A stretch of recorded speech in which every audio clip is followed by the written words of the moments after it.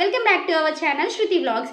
ఈ రోజు big boss house లో బ్లూ సీట్స్ వాళ్ళకు టాస్క్ అనేది కండక్ట్ చేయడం జరిగింది. ఆ టాస్క్ ఏంటంటే ఇమ్యూనిటీ టాస్క్ అన్నమాట. దాంట్లో Sreeja, flora and Ritu participate చేశారు. సో ఆ గేమ్ లో ఏంటంటే ఎవరైతే 3 balls ని ఫస్ట్ పిక్ చేసుకొని 3 balls ని బాస్కెట్ లో వేస్తారో వాళ్ళే విన్నర్స్. సో బాల్స్ మాత్రం పిక్ చేసుకున్నది 4 balls ని పిక్ చేసుకున్నారు రీతు. బట్ రీతు బాల్స్ 4 తీసుకున్నాక మన శ్రీజ గారు ఫ్లోరా గారికి సపోర్ట్ చేసి బాల్స్ ని శ్రీజ గారు ఫ్లోరా గారికి ఇవ్వడం అనేది జరిగింది. సో దాంట్లో భాగంగా 2 balls ని శ్రీజ గారు హెల్ప్ చేయడం వల్ల ఫ్లోరా తీసుకొని తన బాస్కెట్ లో వేసుకో. అంటే ఇప్పుడు ఫ్లోరా గారి దగ్గర 3 balls ఉన్నాయి, శ్రీజ దగ్గర 1 ball తీసుకున్నారు, రీతు దగ్గర 4 balls ఉన్నాయి. సో ఆ బాల్స్ ని వేసే క్రమంలో రీతు ఓన్లీ 1 ball వేసింది. బట్ ఫ్లోరా మాత్రం 3 balls వేసి ఈ రోజు టాస్క్ లో ఫ్లోరా గారు విన్నర్ అయ్యారు. సో బిగ్ బాస్ అనౌన్స్మెంట్ కూడా ఏం జరిగింది అంటే బిగ్ బాస్ క్లియర్ కట్ గా ఫ్లోరా గారిని నామినేషన్ లో నుంచి రిమూవ్ చేయడం జరిగింది. అంటే రేపటి నుంచి మనకు నామినేషన్ లో ఫ్లోరా గారి నేమ్ ఉండకపోవచ్చు. మాక్సిమం ఏంటంటే ఈ వారం ఎలిమినేషన్ అనేది పక్కా రీతు ఆర్ ప్రియా ఉండడం జరుగుతుంది. ఎలిమినేషన్ లో వీళ్ళిద్దరిలో ఎవరైనా ఒకరు వెళ్ళొచ్చు, లేదా ఇద్దరిని ఎలిమినేట్ చేయడం కూడా జరిగే ఛాన్సెస్ హైలో ఉన్నాయి.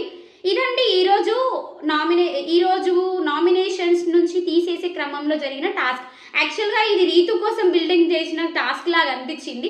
కాకపోతే బుర్ర బాడీ ఉంటేనే సరిపోదు కదా, బుర్ర కూడా ఉండాలి కదా. మన రీతక్కకు ఓన్లీ బాడీయే ఉన్నది కానీ బుర్ర లేదని అగైన్ నిరూపించుకుంది. సో స్లో అండ్ స్టడీగా అయినా కానీ మన ఫ్లోరా గారే విన్ అయ్యారు.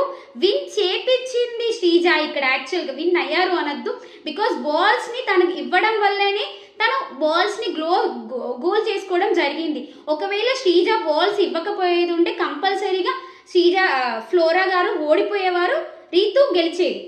బట్ తనకేమది కాకపోతే ఇక్కడ ఫైటింగ్ మాత్రం ఎంత బాగా ఇచ్చి పడేసిందంటే శ్రీజ తనకు ఇమ్యూనిటీ అనేది అవసరం లేదు, తన కోసం ఆడాల్సిన గేమ్ కూడా కాదు ఇది. కాకపోయినా కానీ తను గేమ్ ని మాత్రం ఇచ్చి పడేసింది. ఎలా అంటే టాకిల్స్ చేసిండు, హోల్డింగ్ చేసుకోవడం, ఆ బాల్ ఇవ్వకపోవడం, హ్యాండిల్ చేయడం అన్నీ కూడా అసలు ఒక ఇమ్యూనిటీ అవసరమైన వ్యక్తి కూడా అలా చేయలేదు. బికాస్ ఫ్లోరా గారు చేయలేదు అలా, తను ఓన్లీ జస్ట్ కామ్గా నిల్చొని ఉండిపోయింది. అయినా కానీ తను శ్రీజ ఆడిన విధానం అయితే ఈరోజు ఇద్దరు 2 శివంగిలు వచ్చి కొట్టుకుంటే ఎలా ఉంటుందో అలా ఉంది. 2 శివంగులు కొట్టుకున్నాయి, బట్ మధ్యలో నక్క ఒకటి ఉంటుంది కదా, ఆ నక్కలాగా దూరిపోయి ఆ ఫుడ్ ని క్యాచ్ చేసుకొని విన్నర్ అయినట్టు తినేస్తుంది కదా నక్క. సేమ్ అలానే ఆ క్రమంలో ఇద్దరు పులులు కొట్టుకొని ఒక ఫ్లోరా గారిని గెలిపించడం జరిగిందండి. ఈ రోజు ఇదేనండి. Thanks for watching. Keep smiling.